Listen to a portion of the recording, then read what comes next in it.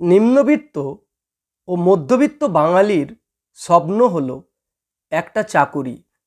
সেই চাকুরি হারিয়ে বাঙালির জীবনে যে করুণ অবস্থা দেখা দেয়, সেই বিষয় নিয়েই আমি সোমেন মণ্ডল একটি স্বরচিত কবিতা পাঠ করে শোনাব। কবিতাটি হলো চাকুরিহারা বাঙালি। দুধে ভাতে থাকে বাঙালি, চাহিদা নয়কো বেশি। একটা চাকুরি পেলেই তারা হয় যে বেজায় খুশি।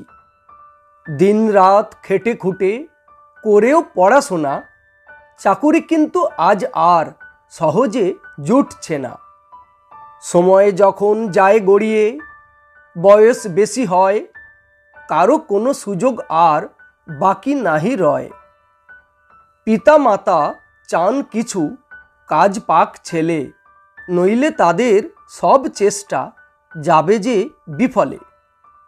এগিয়ে গেলেও দিন কখনো মেটে না আর আশা, চিন্তায় মরে তখন সবাই ঘিরে ধরে হতাশা। এরই মধ্যে ছেলে হাতে ধরে নিয়েছে গ্লাস, সংসারেতে নামতে থাকে চরম সর্বনাশ।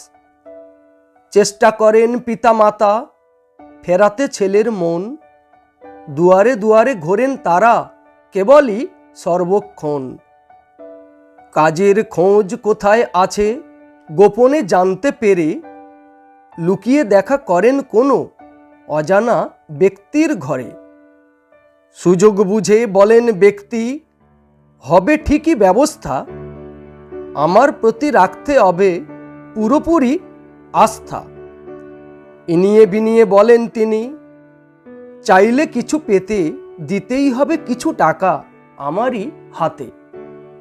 আবার বলেন ফিসফিসিয়ে, চাকুরি হবে না মিস, আপনি শুধু দেবেন আমায় 10 কিংবা 20।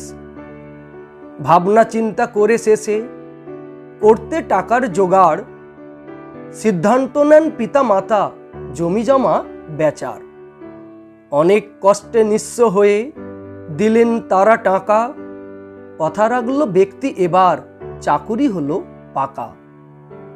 আনন্দে বিভোর পিতা মাতা দিলেন ছেলের বিয়ে, ঘরে এলো লক্ষ্মী সমা ফুটফুটে এক মেয়ে। হঠাৎ কি যে খবর এলো, পড়ল গৃহে বাজ, চাকুরি নাকি হয়েছে চুরি, বলছে সবাই আজ। কাটছিল দিন সুখে সবার, যাচ্ছিল বেশ ভালো, কেউ জানে না কেমন করে এত কিছু হলো। এরপরেতেও কারো যদি চাকুরি চলে যায়, কি দোষ কার আছে বলো, কে নেবে তার দায়। তাই তো শুধাই বাঙালিরে, বাঁচতে যদি চাও, চাকুরি ছেড়ে অন্য কাজের চেষ্টা করে যাও। নমস্কার।